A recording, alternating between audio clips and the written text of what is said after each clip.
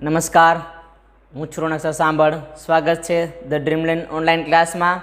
ધોરણ 8 લાસ્ટ લેક્ચરમાં આપણે ભારતનું બંધારણ જોયું હતું અને બંધારણની બેઝિક પ્રક્રિયાનો અભ્યાસ કર્યો હતો કે બંધારણ કઈ રીતે બનાવ્યું છે, મતલબ કે કયા કયા સમયગાળા દરમિયાન અને બંધારણમાં જે અલગ અલગ પોઈન્ટનો ઉલ્લેખ છે એ પોઈન્ટ કઈ રીતે જોયા હતા. આજે આપણે પાઠ 4 જોવાનો છે કે પાઠ 4માં ભારતમાં જે અંગ્રેજો મુઠ્ઠીભર લોકો આવ્યા હતા અને સમગ્ર ભારત દેશની વસ્તીને કંટ્રોલમાં રાખી હતી, એ કઈ રીતે એ જ વસ્તુ જોવાનું છે.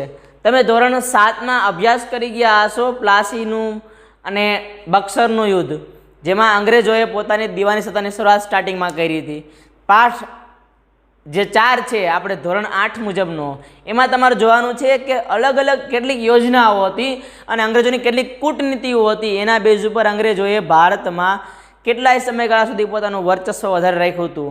અને શરૂઆત તમારે આ પાઠમાં થાય છે થોડી ઘણી નાની એવી ટેબુડિયાની વાર્તાઓ હતી કે જેમાં થોડા ઘણા વિદ્યાર્થીઓ પોતાના શિક્ષકને અથવા વાતુઓથી નોલેજ બહાર કઢાવીને પાઠની શરૂઆત કરાવે છે. તો ચાલુ કરી. રિસેસમાં બાળકો પુસ્તકાલયમાં વાંચન કરતા હતા. જય મિતાલી, બે બિલાડી અને વાંદરાની બાળ વાર્તા વાંચીને એકબીજાની મજાક કરતા હતા. બાજુમાં બેઠેલા વર્ગ શિક્ષકે જણાવ્યું, બાળ મિત્રો, આ પણ એક નીતિ જ છે, બેની લડાઈમાં ત્રીજો જ ફાવે. અંગ્રેજે તો આ નીતિથી ભારતમાં રાજ્ય વિસ્તાર વધાર્યો હતો. સર, એ કેવી રીતે? જયે સવાલ પૂછ્યો હતો. વર્ગ શિક્ષકે કહ્યું કે સારું, ચાલો આજે વર્ગમાં હું આજે તમને ભારતમાં આવીને અંગ્રેજોએ કેવી રીતે ભારતીય રાજાઓ ઉપર પોતાની હુકુમત સ્થાપી તેની વાત કરું. 18મી સદીના શરૂઆતમાં રાજનૈતિક ક્ષિતિજ ઉપર અંગ્રેજો એક નવી રાજશક્તિ તરીકે ઉભરવા લાગ્યા હતા. શું તમે જાણો છો કે અંગ્રેજો ભારતમાં માત્ર વેપાર માટે કરવા માટે આવ્યા હતા? શરૂઆતમાં અંગ્રેજોને ભારતીય પ્રદેશોમાં વેપાર કરવાની સત્તા મેળવવાની હતી. તો પછી તેઓ આખા ભારતના શાસક કેવી રીતે બની ગયા? આવો તો અનેક બાબતો અંગ્રેજ શાસન સાથે જોડાયેલી છે. મૂળ તો તેમને તેમનો વ્યાપાર વધારવો હતો. આથી સરળતા માટે રાજકીય વર્ક વધારવા તેમણે રાજકીય અથવા કે અંગ્રેજે રાજનીતિ જે છે એ ચાલુ કરી. શરૂઆત મેં કીધી હતી એ મુજબ કે પાઠ 4 છે ભારતમાં અંગ્રેજો વેપારીમાંથી શાસકો કઈ રીતે બન્યા. એમાં તમે ધોરણ 7ના ઇતિહાસને મતલબ ધોરણ 7માં તમે જે ભણ્યા છો એના આધાર ઉપર તમે જો તો ખ્યાલ આવશે કે બક્સરનું યુદ્ધ અને પ્લાસીના યુદ્ધ ઉપરથી જે છે એ અંગ્રેજોને સૌ પ્રથમ વખત રાજ કરવાનો પહેલો મોકો મળ્યો હતો. મતલબ કે પ્લાસીનું યુદ્ધ જ્યારે થયું, પ્લાસીનું યુદ્ધ ત્યારે 1757માં, ત્યારે અંગ્રેજોએ સૌ પ્રથમ વખત બંગાળ કબજે કર્યું. 1764 બક્સરનું યુદ્ધ, ત્યારે અંગ્રેજોએ બંગાળ, બિહાર ને ઓરિસ્સા 3 આખા અને ત્યારના વખતના લાર્જેસ્ટ વિસ્તાર આ 3 હતા એ કબજે કર્યા. અને ત્યારબાદ આપણે આમાં જે જોશું એ છે કઈ અલગ અલગ નીતિઓથી અંગ્રેજોએ ભારતમાં ચાલુ કર્યું. તો આમાં બે વિદ્યાર્થીઓ જે છે એ બે બિલાડીની તમે વાર્તા સાંભળી હશે કે બે બિલાડી રોટલી હાટું બાંધતા હતા અને વાંદરો આવી અને શું કરે, બંનેમાં જોઈખું જેમાં વધુ હોય એ રોટલી ખાઈ જતો. અને આના કારણે બે બિલાડીના ઝઘડામાં વાંદરો પોતે લાભ લઈ ગયો. અને આના બેઝ ઉપર શિક્ષકે કીધું હકીકત આ સાચી જ છે. કઈ રીતે? જ્યારે બે વ્યક્તિનો ઝઘડો ત્રીજો એમાં ઇન્વોલ્વમેન્ટ થાય છે, સ્વાર્થી હોય, તો હંમેશા ત્રીજો ફાવે. અને એ જ આધાર ઉપર અંગ્રેજોએ પોતાની નીતિ ચાલુ કરી હતી. શરૂઆતમાં અંગ્રેજો આવ્યા હતા વ્યાપાર કરવા માટે. એ લોકોએ જહાંગીર પાસેથી પરમિશન લીધી. પરમિશન લઈને 1615માં સૌ પ્રથમ વખત સુરતમાં કોઠી સ્થાપી આવ્યા હતા વેપાર કરવા માટે. પરંતુ તમે 1764 સુધીમાં પોગો તો અંગ્રેજોએ 3 આખા વિસ્તાર કબજે કરી અને રાજસત્તાની શરૂઆત કરી હતી. અને ત્યારબાદ આપણે આમાં જોવાનું છે કઈ રીતે અલગ અલગ કપટ નીતિ, કૂટનીતિ, રાજનીતિ અને એ દ્રષ્ટિએ અંગ્રેજોએ ભારતના મોટા ભાગના વિસ્તારોમાં વર્ચસ્વ વધારવા માટે ચાલુ કર્યું હતું. એમાં તમને અહીંયા એક બાજુ નકશો આપ્યો છે. પિંક કલરનો જે ભાગ છે એ 1798માં કબજે કરેલો છે. બ્લુ કલરનો ભાગ ઈસવીસન 1805માં, ગ્રીન કલરનો અથવા ગ્રે કલરનો જે ભાગ છે એ 1835 અને યલો કલરનો ભાગ છે 1856માં. મતલબ કે અલગ અલગ સમયગાળામાં અંગ્રેજોએ પોતાનો રાજ્ય વિસ્તાર ભારતના મોટા ભાગના જે અલગ અલગ વિસ્તાર છે કબજે કર્યું. તો યાદ રાખજો, રાજકોટને જ કબજે થયેલું. ગુજરાતના નકશામાં તમે જોઈ શકો છો રાજકોટ કબજે નહોતું.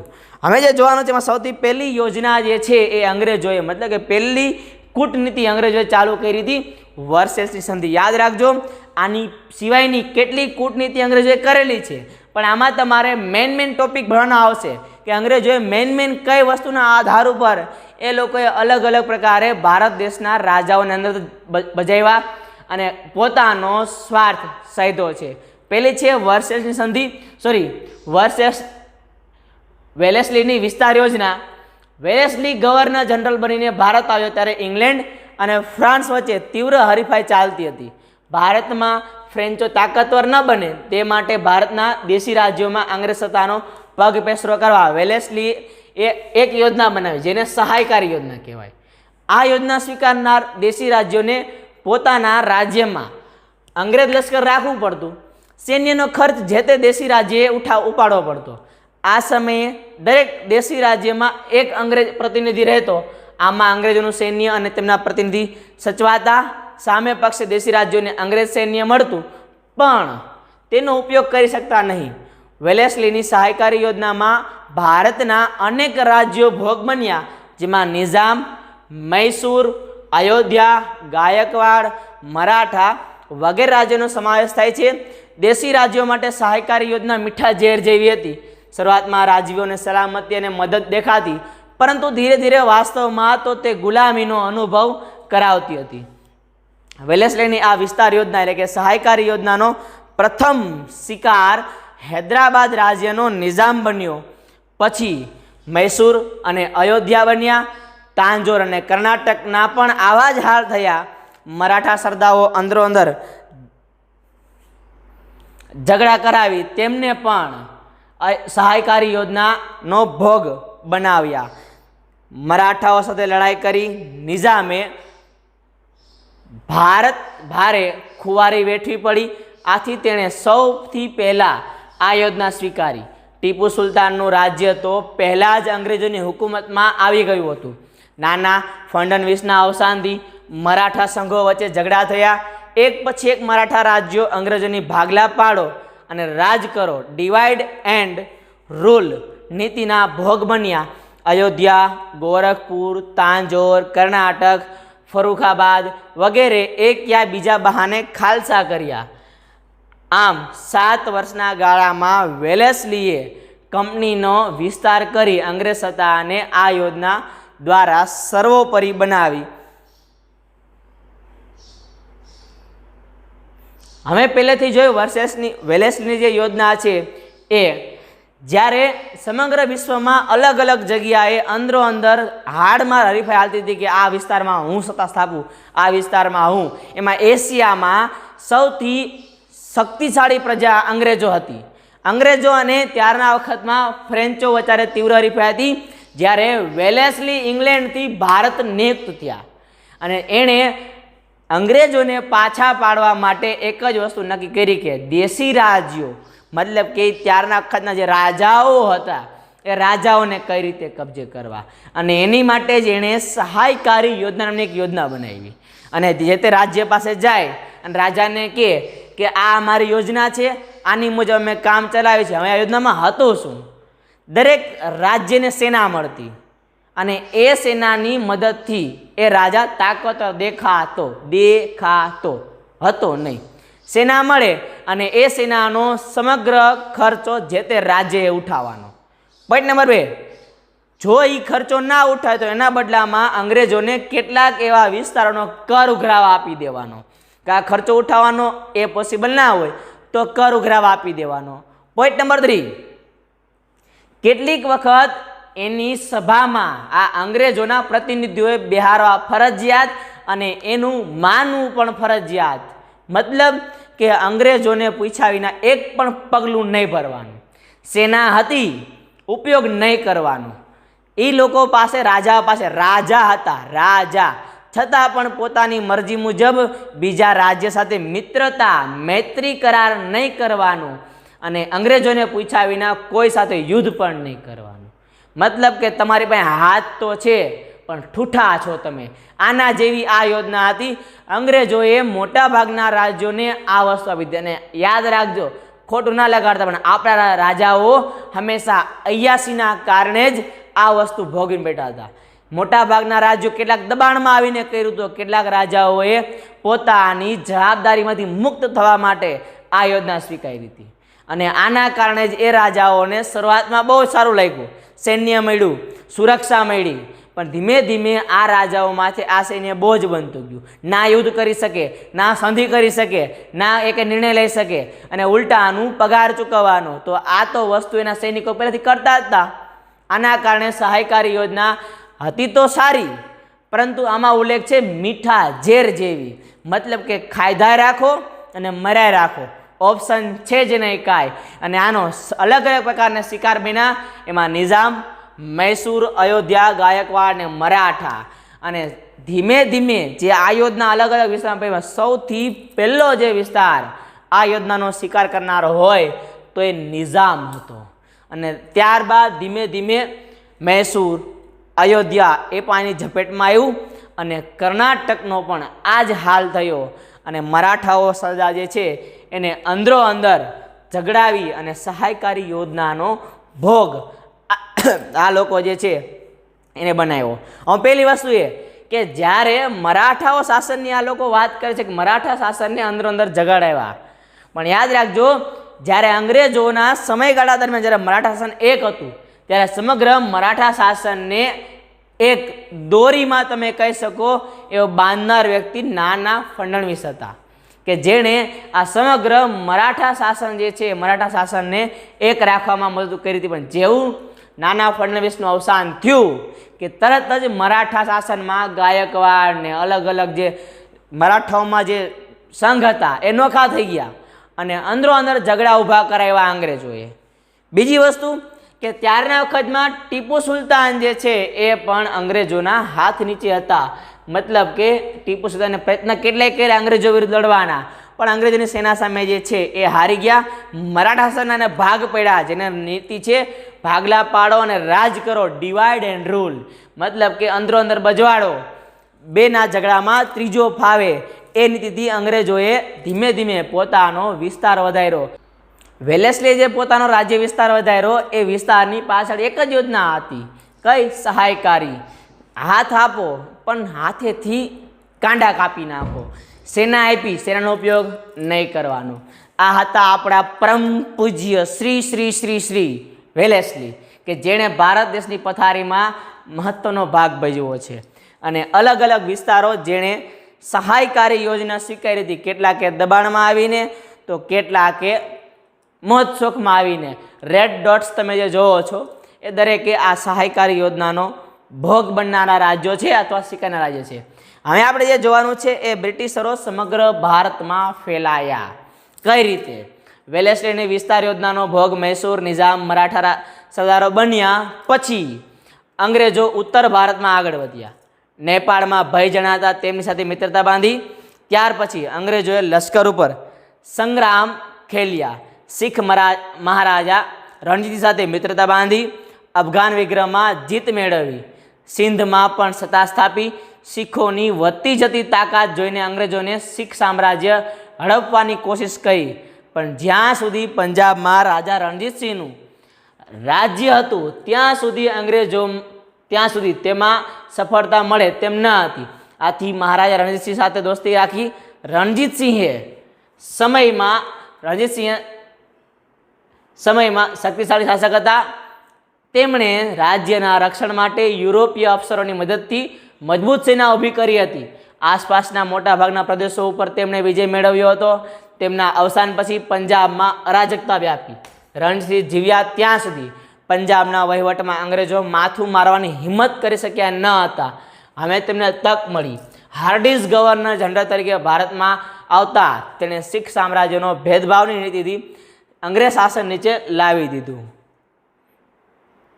જે આમાં આપણે પોઈન્ટ જોવાનું છે એ છે અંગ્રેજો ધીમે ધીમે પોતાનો રાજ્ય વિસ્તાર પગ પેસરો કઈ રીતે અલગ અલગ વિસ્તારમાં કર્યો.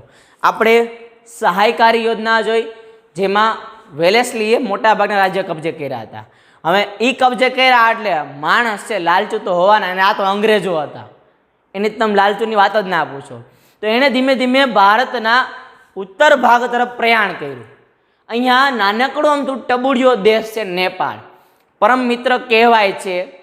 તો આ પરમ મિત્ર તરફ આગળ વધ્યા, પરંતુ થોડો ઘણો ડેન્જરસ વિસ્તાર લાગ્યો, એના કારણે એણે એ બાજુ ખેલકરણ બંધ કરી, આવ્યા પંજાબ બાજુ. ત્યારના વખતના પંજાબમાં શાસન હતું મહારાજા રણજીતસિંહ, શીખ સામ્રાજ્યના બહેતરીન રાજા તમે કહી શકો. જ્યાં સુધી જીવ્યા ત્યાં સુધી અંગ્રેજો હાકલ તો ઠીક છે, એની સામે આવવા પણ તૈયાર નહોતા. આટલા બળવાન શક્તિશાળી રાજા મહારાજા રણજીતસિંહ હતા. કારણ કે રણજીતસિંહનું ત્યારના વખતનું જે વર્ચસ્વ છે એ જોઈને જ અંગ્રેજોએ મહારાજા રણજીત સાથે અલગ અલગ પ્રકારે મૈત્રી સંબંધો બાંધ્યા. બીજી વસ્તુ કે ત્યાં રણજીતસિંહની મદદથી જ અંગ્રેજોએ કેટલાક યુદ્ધો પણ લડ્યા છે અને એ જીતા પણ છે. અને મહારાજા રણજીતસિંહની પાસે જે સેના હતી એના કારણે જ અંગ્રેજો હંમેશા આની સામે આવવા નહોતા માંગતા. કારણ કે મહારાજા રણજીતસિંહની પાસે યુરોપિયન સેનાનો સહકાર હતો, મતલબ કે અંગ્રેજો નહીં, એના સિવાયની જે બીજી સેના હતી એનો, મતલબ કે આના કારણે એ તાકાતવર પણ હતા. સમયગાળો ધીમે ધીમે વીતતો ગયો.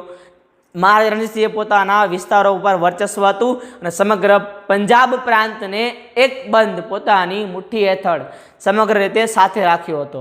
પણ કંઈક એવી પરિસ્થિતિ સર્જાણી અને મહારાજા રણજીતસિંહ જે છે એ મૃત્યુ પામ્યા અને આના કારણે સમગ્ર પ્રાંત જે પંજાબ છે એ પંજાબને હડપવા માટે શીખો અંદરો અંદર ઝઘડા ચાલુ થયા. એક આવો જ વહીવટ મહારાષ્ટ્રમાં થયો હતો નાના ફડણવીસના ટાઈમમાં, જ્યારે અલગ અલગ પ્રકારે મરાઠાઓ અંદરો અંદર ઝઘડા હતા. ઝઘડાનું કારણ અંગ્રેજો હતા. અહીંયા પણ આ જ પરિબળ થશે. શું કે જ્યારે મહારાજા રણજીતસિંહ જ્યારે સત્તા ઉપર હતા ત્યારે મહારાજા રણજીતસિંહે ટ્રાય કરી હતી સમગ્ર પંજાબ એક રહે, પણ જેવા મહારાજા રણજીતસિંહ મૃત્યુ પામ્યા તરત જ અલગ અલગ વ્યક્તિઓ આ ઉત્તરાધિકારી થવા હાટું આગળ વધ્યા અને અંગ્રેજે આનો જ લાભ ઉઠાવ્યો. અને ત્યારના વખતના વ્યક્તિ હતા હાર્ડિસ ગવર્નર જનરલ, કે જેણે અંદરો અંદર ઝઘડા કરાવી અને પંજાબ પ્રાંતને પોતાની હાથ નીચે એટલે કે મુઠ્ઠી નીચે લાવવાનો પ્રયત્ન કર્યો. નેક્સ્ટ પોઈન્ટ જે જોવાનો છે એ છે ડેલહાઉસીની ખાલસા નીતિ.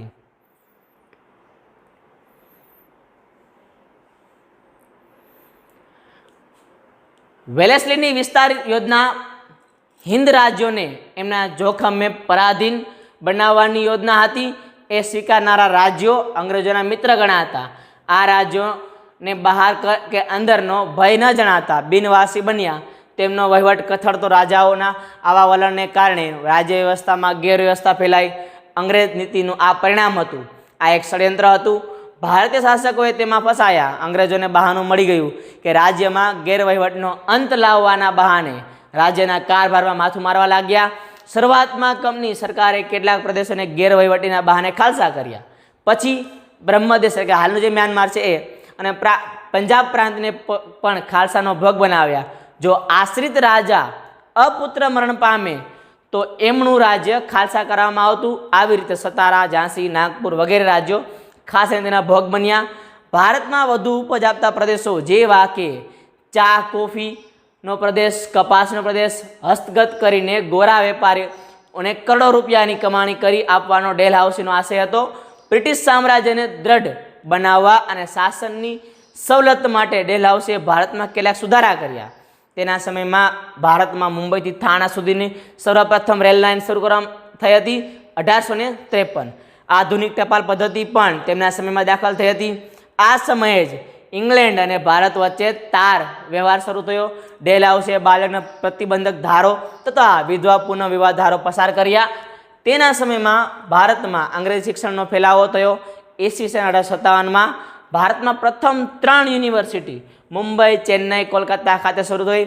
આમ આ સુધારા મૂળ તો અંગ્રેજ શાસનનો વિસ્તાર અને વહીવટની સરળતા માટે હતા, જેનો ભારતીય પ્રજાને પાછળથી ફાયદો થયો, પરંતુ આ માટે પ્રજાએ ઘણું ભોગવવું પડ્યું હતું.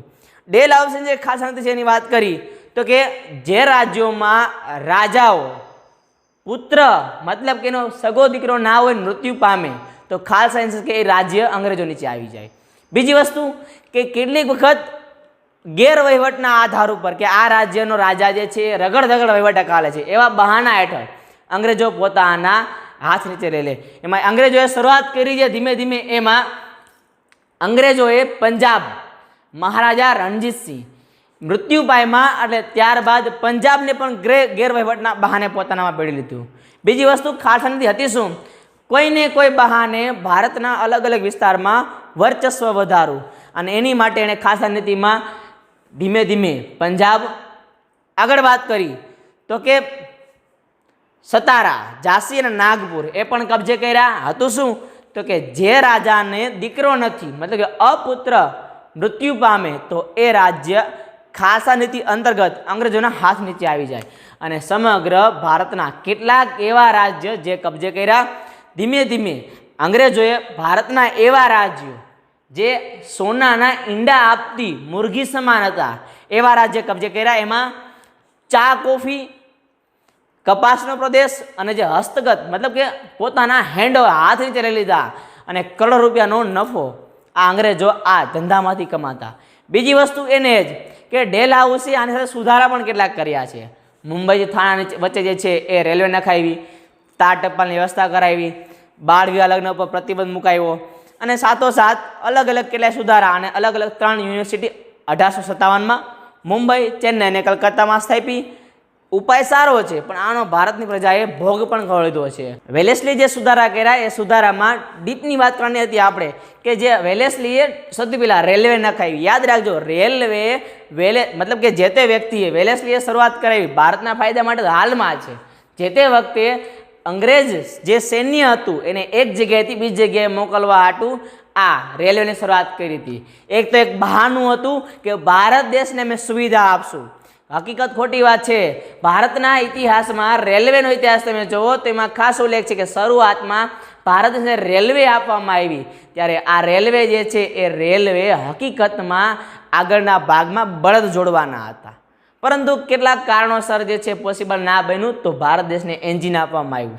આ બધી વસ્તુ જે છે એ આપણને મળી તો છે, પરંતુ યાદ રાખજો આની પાછળ આપણે ભોગ પણ એટલો મોટો જ આપ્યો છે.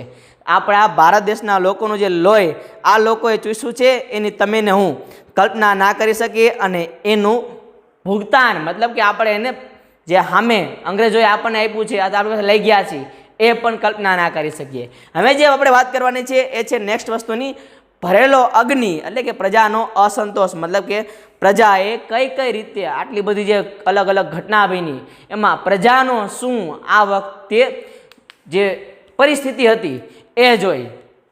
સહાયકારી યોજના પછી ડેલહાઉસીના ખાલસાવાદે આખા દેશમાં ખળભળાટ મચાવી દીધો.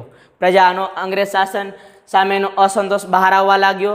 તમે ક્રાંતિ અને મંગલ પાંડે ફિલ્મ જોઈ હશે, ના જોયો હોય તો મેળવીને જોશો. આ સમયે લોકો ઉપર અંગ્રેજોની દમન નીતિનો કરડો વીંજાતો હતો. તેમાં ડેલહાઉસે કરેલા સુધારાઓને લીધે બળતામાં ઘી હોમાયું. રેલવેને તાટવાની સુવિધા, ઉચ્ચ શિક્ષણની વ્યવસ્થા ઘણા લોકોને ખૂંચવા લાગી.